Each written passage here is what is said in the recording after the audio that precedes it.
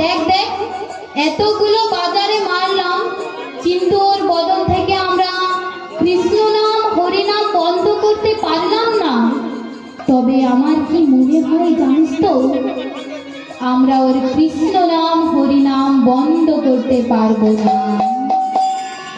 আর ওর কৃষ্ণ নাম হরিনাম যদি আমরা বন্ধ করতে না পারি, আমাদের গর্দান যাবে। কি বললে?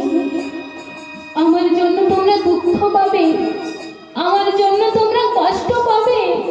না না না না, আমি আমার দুঃখ, আমি আমার কষ্ট গোবিন্দকে জানাইনি। আমি আমার দুঃখ কষ্ট আমি মাধবকে জানাইনি, কৃষ্ণকে জানাইনি। কেন জানাবো? দুঃখ জানানোর জন্য তো আমি হরিনাম করি না, কষ্ট জানানোর জন্য তো আমি কৃষ্ণ নাম করি না। আমি তো আমার গোবিন্দকে বলি, আমি তো আমার মাধবকে বলি, যত পারো আমায় দুঃখ দাও, যত পারো আমায় কষ্ট দাও। আর দুঃখ পেলেই তো আমি তোমায় স্মরণ করব প্রভু, সুখে তো আমি তোমায় ভুলে যাব। হরি আমার মানস সন্তাপনাশিতে, এতে যদি তোমার দুঃখ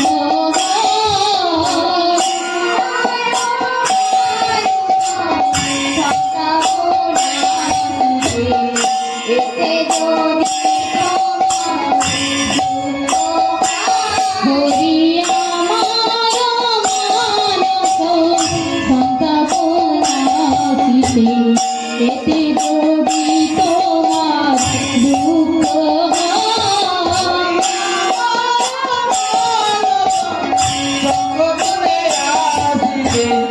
তাদের যদি তোমার দুঃখ আমার যা হবার তাই হবে, কেন দুঃখ পাবে?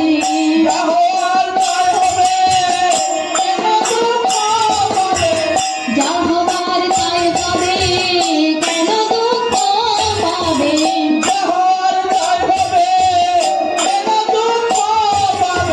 সুখে থেকো তুমি সুখময়, হরি আমার মানস সন্তাপনাশিতে, এতে যদি তোমার দুঃখ হয়, হরি আমার মানস সন্তাপনাশিতে, এতে যদি তোমার দুঃখ হয়, সন্তাপনাশিতে, এতে যদি তোমার দুঃখ হয়। ওরে আব্দুল, আমার কি মনে হয় জানিস তো, ওর বদন থেকে কৃষ্ণ নাম হরিনাম আমরা বন্ধ করতে পারবো না। আর বন্ধ করতে না পারলে কাজী সাহেব আমাদের গর্দান নেবে। হারে সৈন্যগণকে বলছে, কি বললে? আমার জন্য তোমরা দুঃখ পাবে, আমার জন্য তোমরা কষ্ট পাবে? না না, আমি আমার দুঃখ, আমি আমার কষ্ট গোবিন্দকে জানাইনি। কেন জানাবো? দুঃখ জানানোর জন্য তো আমি হরিনাম করি না, কষ্ট জানানোর জন্য তো আমি হরিনাম করি না। এক কাজ করো, আমি কৃষ্ণ কৃষ্ণ বলতে বলতে সমাধিস্থ হয়ে যাই, আর কাজী সাহেবকে দেখিয়ে দেবে 22টা বাজারের বেত্রাঘাত সহ্য করতে না পেরে হারিস দেহ ত্যাগ করেছে। এতে তোমরাও বেঁচে যাও এবং আমিও বেঁচে যাই। আর শোনো, আমার দেহটা তোমরা আগুনে পুড়িয়ে ছাই করবে না, আমার দেহটা তোমরা কবরে দেবে না, আমার দেহটা তোমরা নদীর জলে ভাসিয়ে দেবে। এলো নবদ্বীপে সুরধ্বনি গঙ্গার বন্যা, এলো হরিনাম সংকীর্তনের বন্যা, যে বন্যার জলে সকল ডোবা নালা খাল বিলকে পূর্ণ করে নরেশের দেহটা ভাসাতে ভাসাতে নিয়ে এলেন শান্তিপুর গঙ্গা বক্ষে। যে শান্তিপুর গঙ্গা বক্ষের পাবনা তলায় বসে বসে অদ্বৈত আচার্য আমার মদন গোপালের নাম করছেন।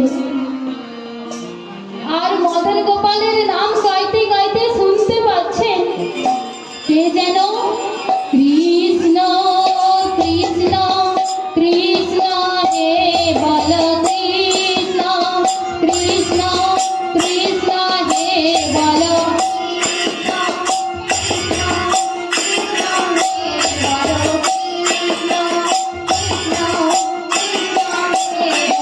কৃষ্ণ কৃষ্ণ কৃষ্ণ হে ভজ কৃষ্ণ কৃষ্ণ কৃষ্ণ হে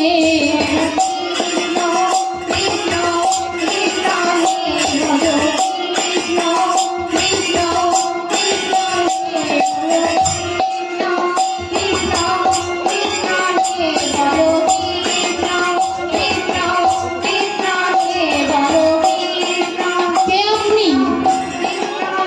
ওকে নদীর জলে ভেসে আসছে।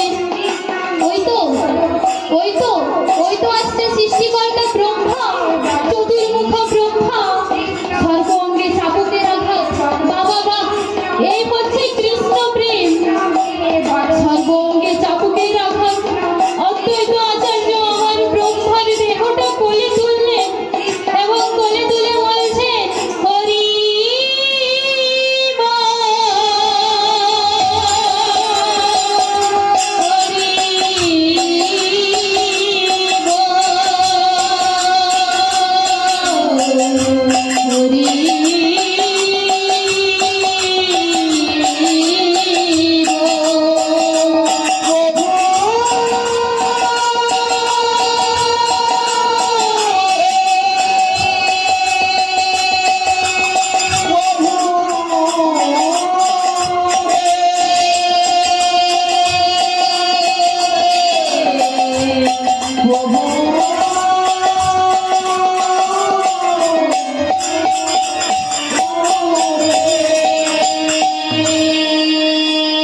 কে আপনি?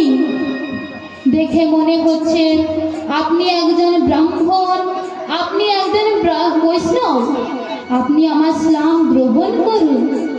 না না না, তুমি আমায় ছুঁয়ে দিলে। আমি যে মুসলমানের ছেলে, হবিউল্লাহ মিয়ার ছেলে। কি বললে? তুমি মুসলমানের ছেলে, কিন্তু তোমার ভেতরে যে কৃষ্ণ প্রেম দেখতে পাচ্ছি, তোমার ভেতরে যে আমি কৃষ্ণ ভক্তি দেখতে পাচ্ছি, আমার ভালো লাগে। কিন্তু আমি মুসলমানের ছেলে, আমি হবিউল্লাহ মিয়ার ছেলে। কিন্তু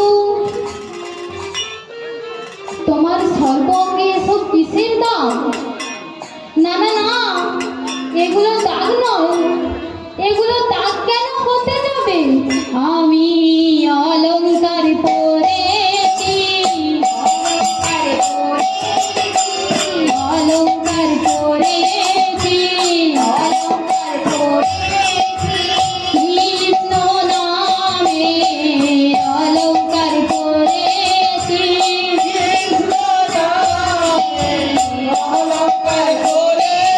আমি হরি নামে অলংকার পরেছি,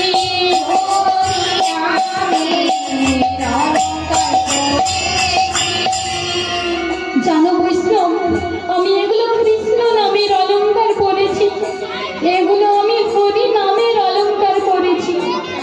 আমি যতবার কৃষ্ণ বলেছি ওরা আমাকে চাবুক মেরেছে, আমি যতবার হরি বলেছি ওরা আমাকে বেত্রাঘাত করেছে।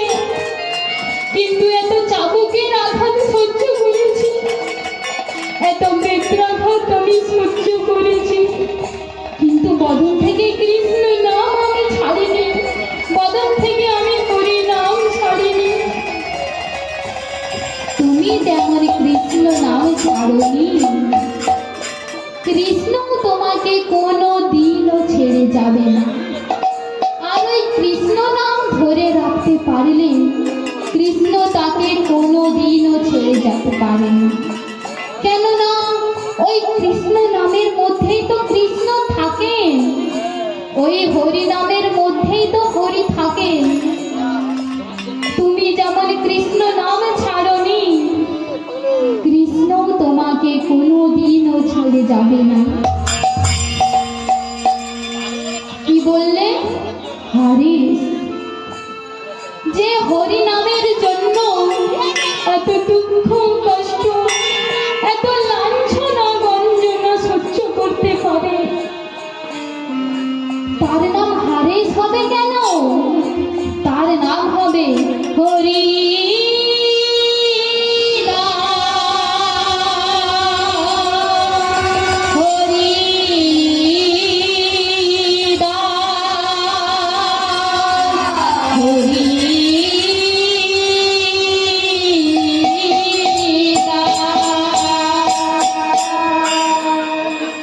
কি বললে?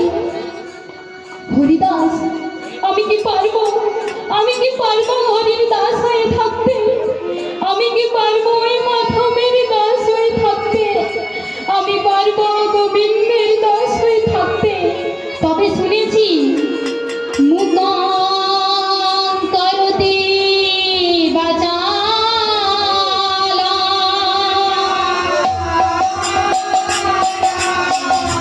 মুগালং হইতে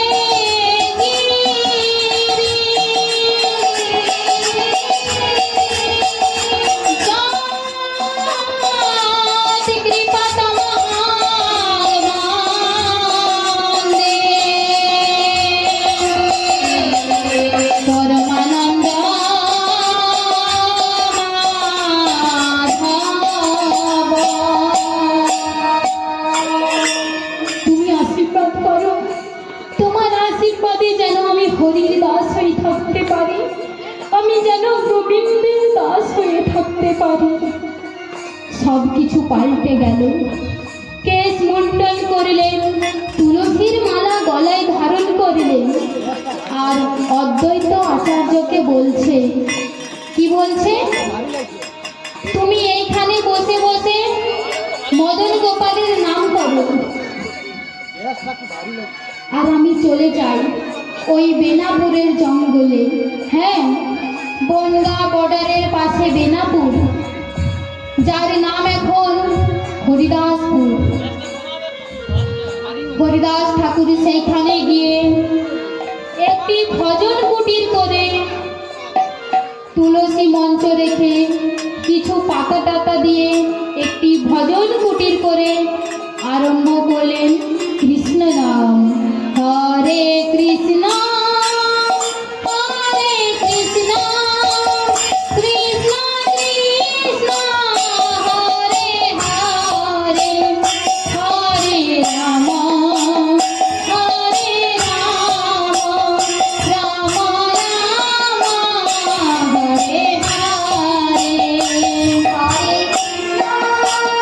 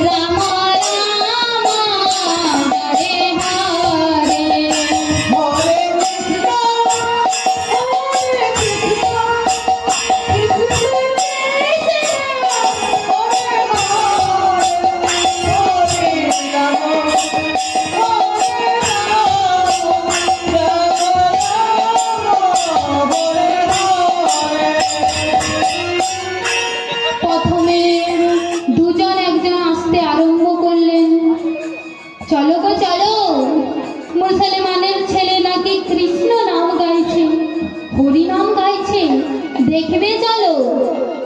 দেখতে এসে দেখলেন বাহ, খুব সুন্দর কৃষ্ণ নাম হচ্ছে, খুব সুন্দর হরিনাম হচ্ছে।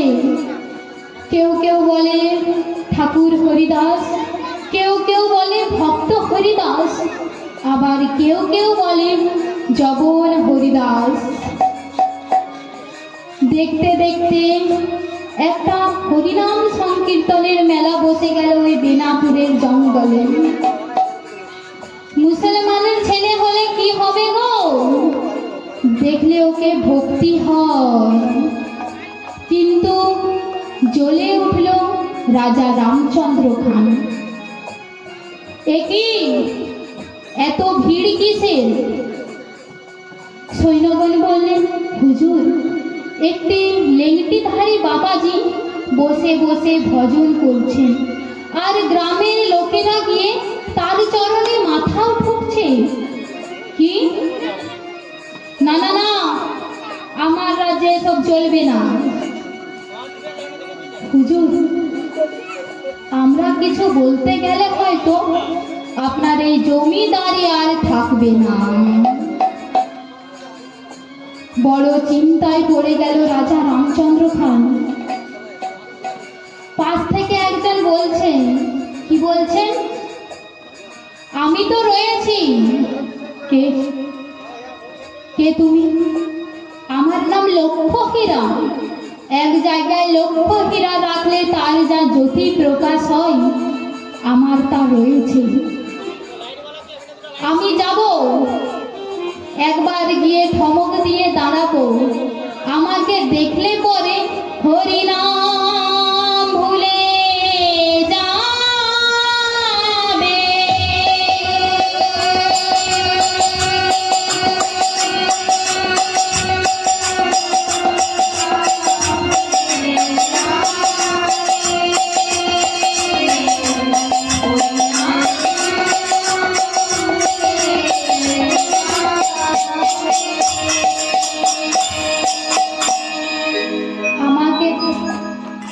আমাকে দেখলে পরে কৃষ্ণ নাম ভুলে যাবে।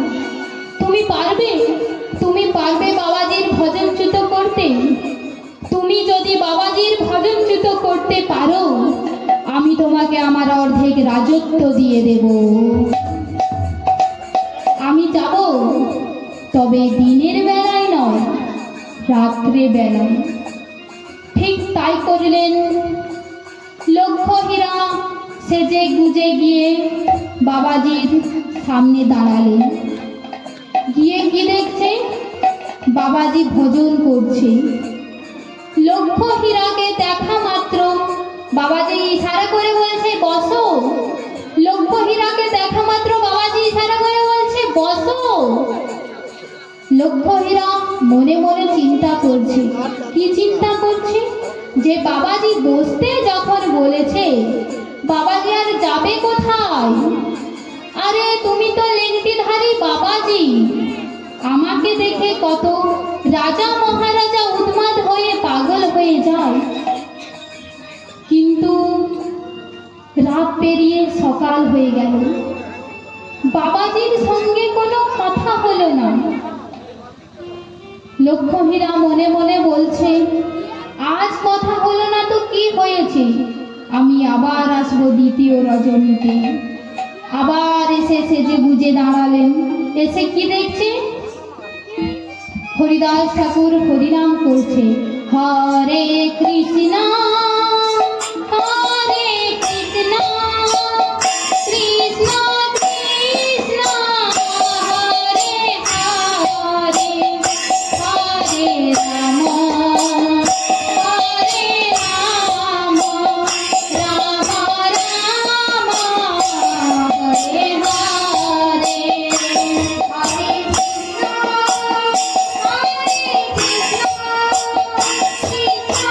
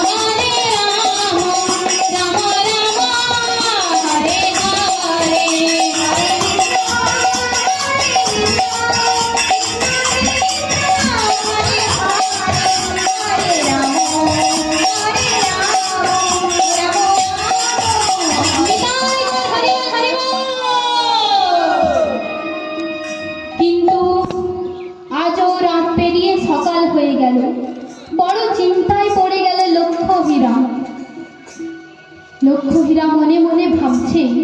কি ভাবছে? আমি এত সেজে গুজে এসে বসে থাকি, বাবাজি সাধু একবারও আমার দিকে ফিরে চায় না।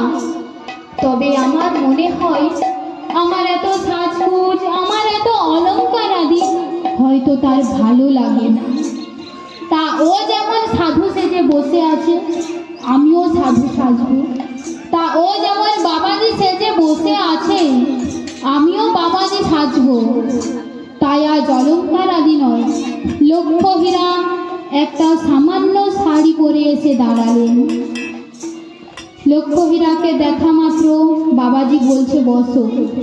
ওই যে কর্ণে প্রবেশ করেছে সাধুর হরে কৃষ্ণ, না কি বলছে? সাধু সঙ্গ সর্বশাস্ত্রে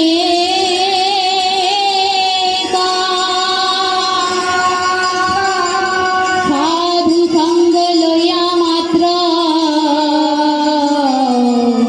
কৃষ্ণ ভক্তি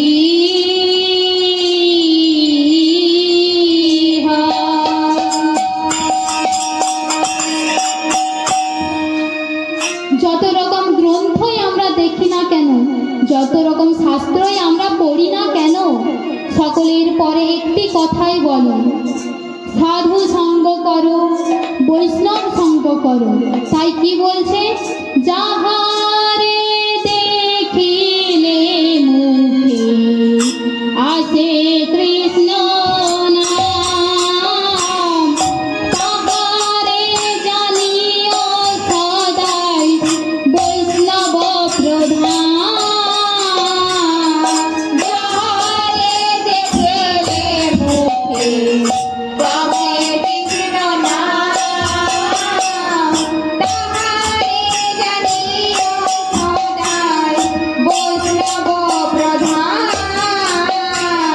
যাহারে দেখিলে মুখে আসে কৃষ্ণ নাম, তাহারে জানিও সদাই বৈষ্ণব প্রধান।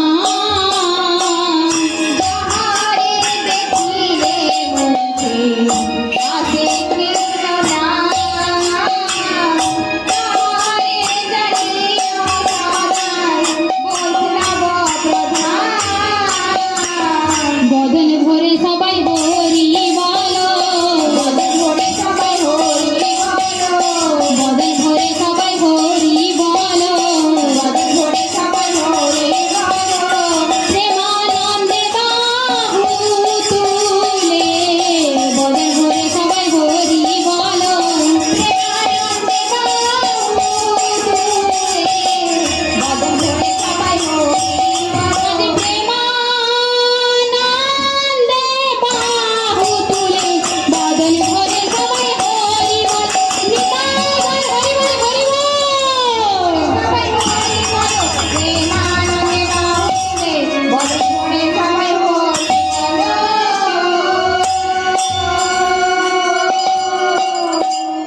তাহলে সাধুকে, বৈষ্ণবকে আমরা চিনব কি করে? না যার মুখে সদাই কৃষ্ণ নাম, যার বদনে সদাই হরি নাম, জানবে তিনি সাধু, তিনি বৈষ্ণব, তিনি ভক্ত। সৃষ্টিকর্তা ব্রহ্মা 3 লক্ষ কৃষ্ণ নামের ব্রত নিয়ে কৃষ্ণ নাম করছেন, আর লক্ষ্য হীরা ইচ্ছে হোক অনিচ্ছে হোক বসে বসে শ্রবণ করছে। কৃষ্ণ নাম শ্রবণও হচ্ছে, আবার সাধু সঙ্গ হচ্ছে। তাই আজ অলংকার আদি নয়, সামান্য একটা শাড়ি পরে এসে দাঁড়ালেন। বাবাজি লক্ষ্য হীরাকে দেখা মাত্র ইশারা করে বলছে বসো। লক্ষ্য হীরা বাবাজিকে বলছে, কি বলছে? না না না, আমি আজ আর বসবো না, তোমার গান তো আমি রোজই শুনি, আজ আমি আমার গান শোনাবো। তাই লক্ষ্য হীরা আরম্ভ করলেন নিজের গান। বাজু মান মে খোলু খোলু খোলু খোলু যাই রে, খোলু খোলু খোলু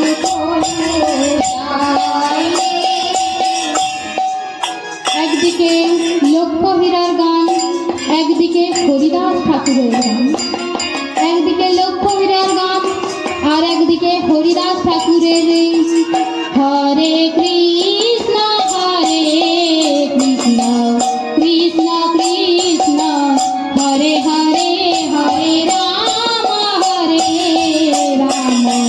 রাম রাম হরে হরে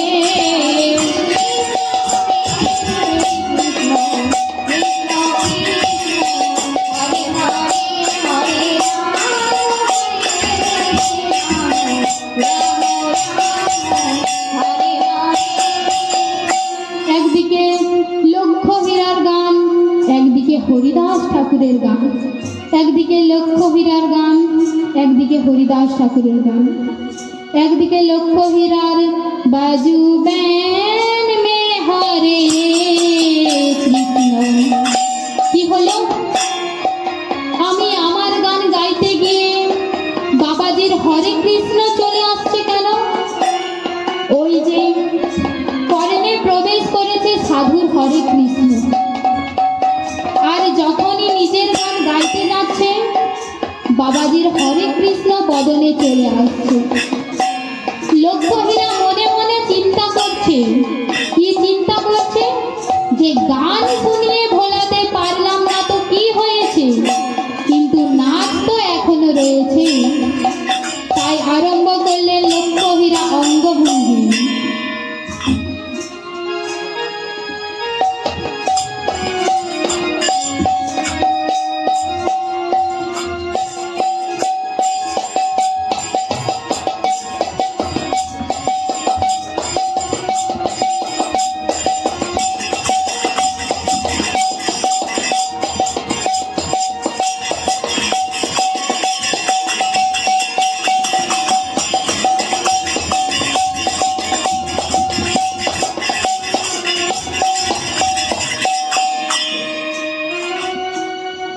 এদিকে লক্ষ্যহীরার কি অবস্থা!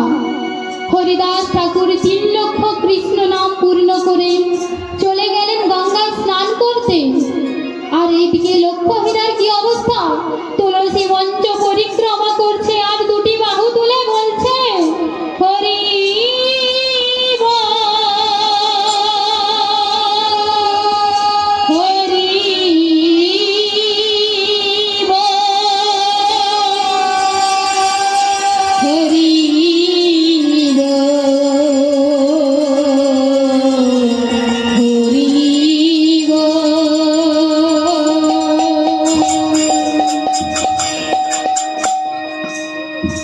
লক্ষ্যহীরা রাজা রামচন্দ্রের খানের কাছে গিয়ে বলছে, কি বলছে? তুমি আমাকে মুক্তি দাও, তুমি আমায় সারা জীবন যা দিয়েছিলে আমি তোমার সব ফিরিয়ে দেব, আমি তোমার সব ফিরিয়ে দিলাম, তুমি আমাকে মুক্তি দাও, তুমি আমাকে মুক্তি দাও। আজ আর অলঙ্কারাদি নয়, সামান্য একটা শাড়ি পরে এসে বাবাজির চরণ তলে পড়লেন। লক্ষ্যহীরাকে দেখা মাত্র বাবাজি বলছে, কি বলছে?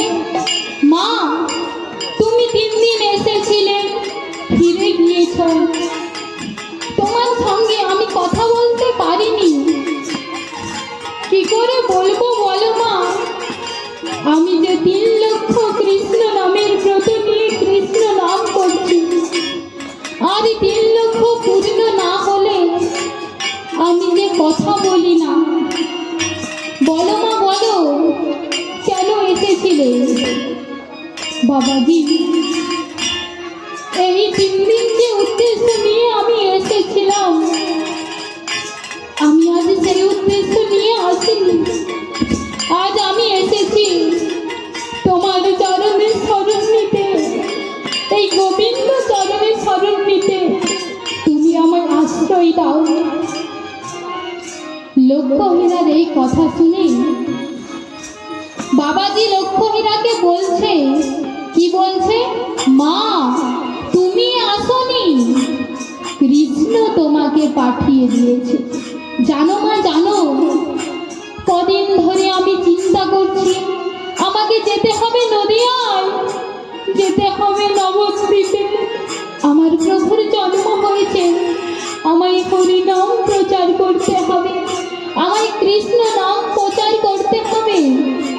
কিন্তু আমার এই সাজানো আশ্রম, আমার এই রাধা গোবিন্দ আমি কাকে দিয়ে যাব?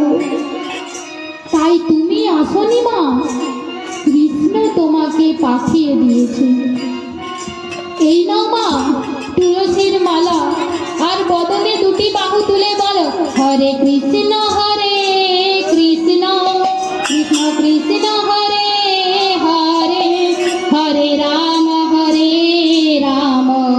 রাম রাম হরে হরে।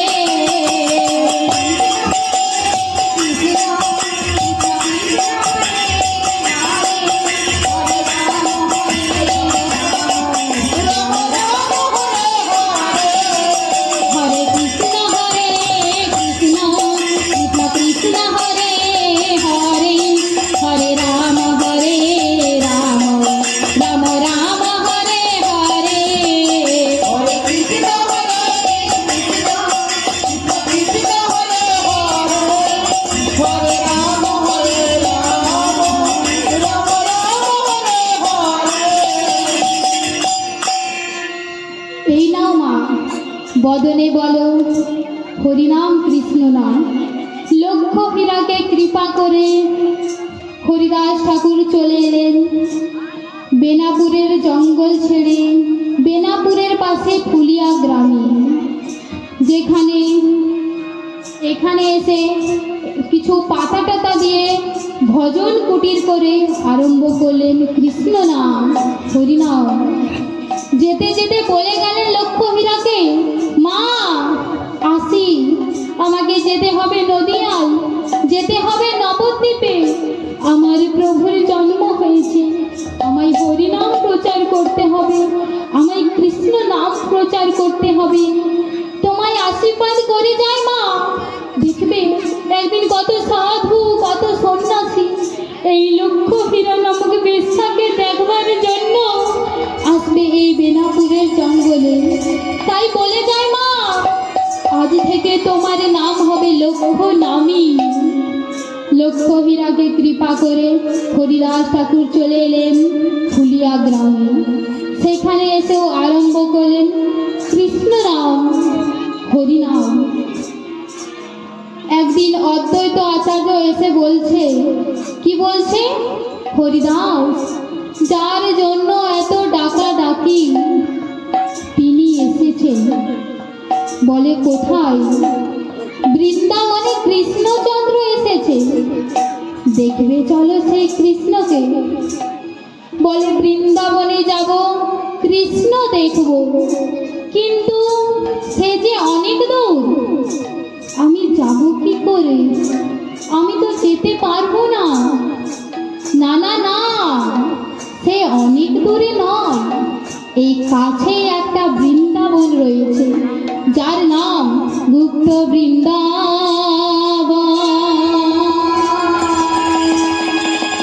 যার নাম গুপ্ত বৃন্দাবন।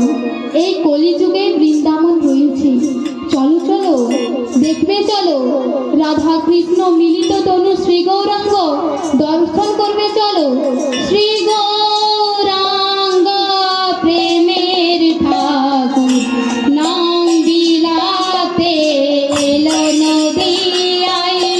গৌরাঙ্গ প্রেমের ঠাকুর নাম বিলাতে এলো নদিয়ায়। শ্রী গৌরাঙ্গ প্রেমের ঠাকুর নাম বিলাতে এলো নদিয়ায়। গৌরাঙ্গ প্রেমের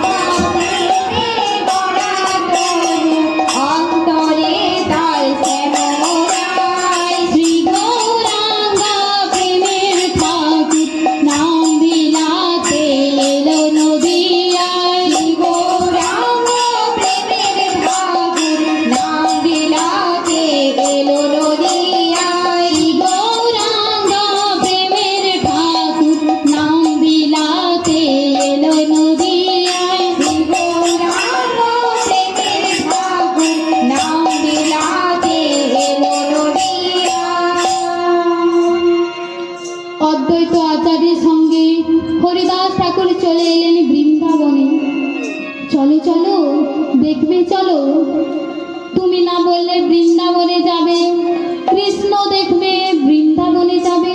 এই তো আমরা বৃন্দাবনে চলে এসেছি। আর এই শিবা সঙ্গনিত হলো শ্রীধাম নবাতি।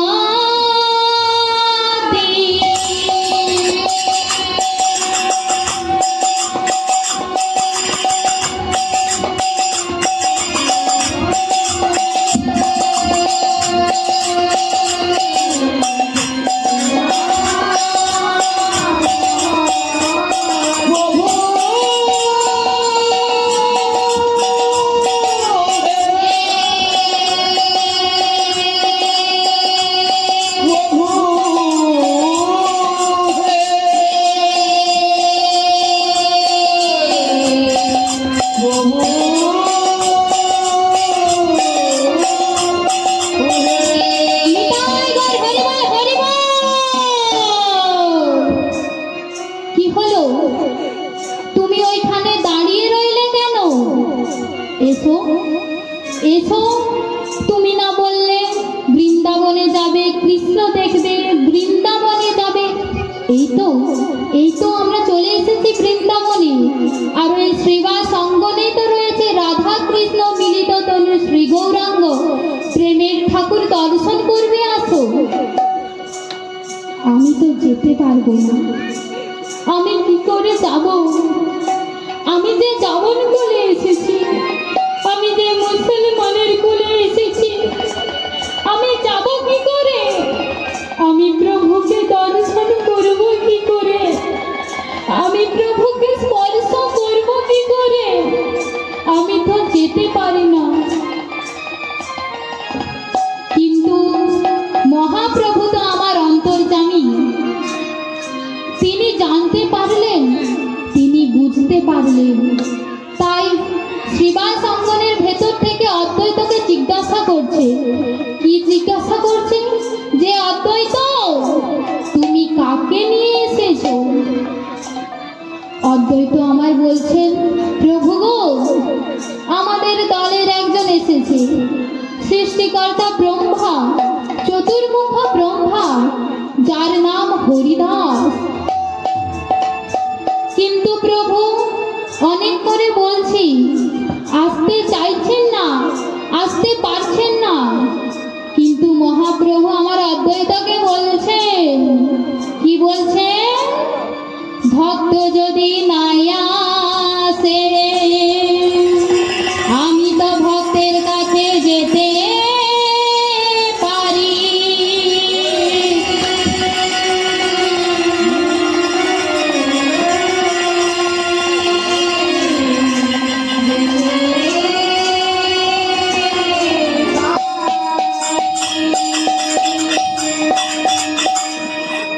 শ্রীবা সঙ্গন থেকেই মহাপ্রভু আমার ডাকতে আরম্ভ করলেন, হরি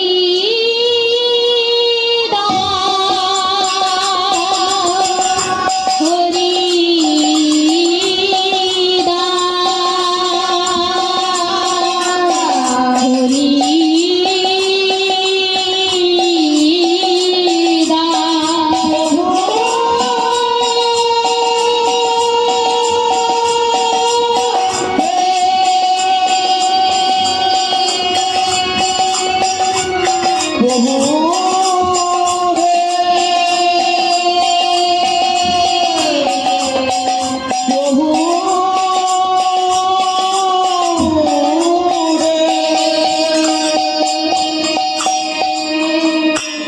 দর্শন করলেন হরিদাস ঠাকুর মহাপ্রভুকে।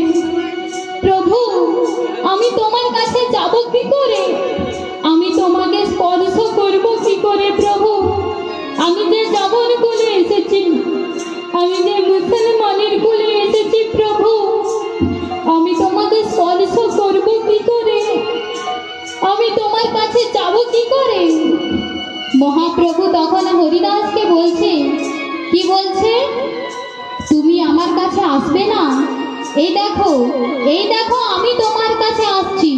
হরিদাসকে ধরিয়া প্রভু করে আলিঙ্গন,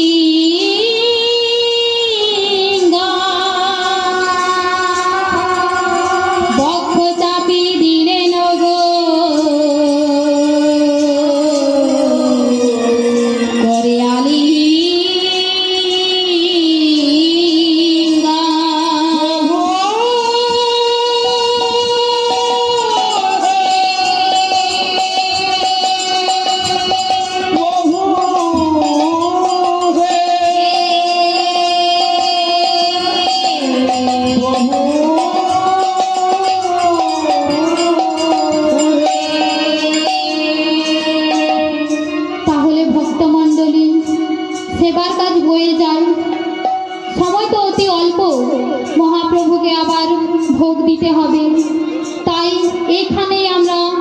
ভক্ত আর ভগবানের মিলন করাবো, তাই সকলে একটু করজোর করে ভক্ত আর ভগবানের মিলন